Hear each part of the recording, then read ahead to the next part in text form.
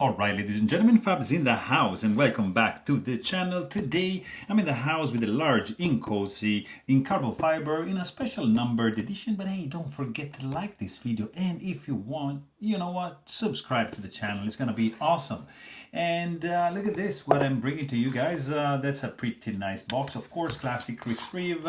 There's a certificate of authenticity, and this says that the number 76. Of course, you've got the warranty, some more instruction and informations. You've got your fluorinated grease to lube the knife, lanyard, which I just removed, and of course the hardware. And you're gonna get also, yeah, the knife and a microfiber cloth to keep it clean. So here you've got this pretty cool large Inkosi by Reeve knives. That is a frame lock with a carbon fiber scale, which is pretty cool. Reducing the weight, it keeps classy, nice and dark. You know, it has dual side like that, but I mean, it's pretty nice. There's something that I love about this knife. I mean, it's a Reeve knife, Inkosi, and it's truly well made in the classic Reeve tradition. I mean, this is a very beautiful knife.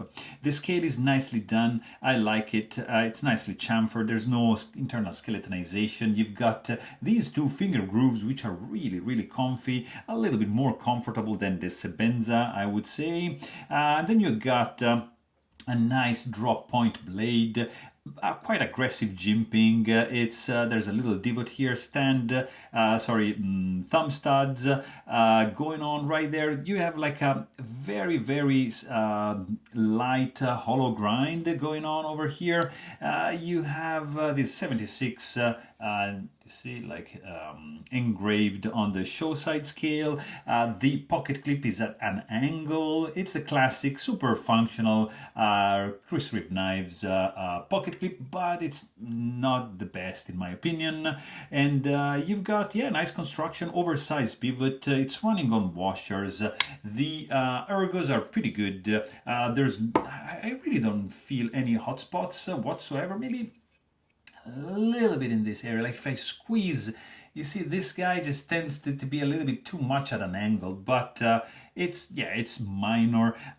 You've got a nice stop pin, oversized over here, like it's oversized the pivot, and a nice blasted lock side. There's no stainless steel lock face insert, but you got a ceramic ball as a detent ball and acting as a lock face insert to reduce any kind of lock stick. You can thumb flick it like that. I cannot spidey flick this, like never, because not even with yeah, maybe like that. Yeah, I can.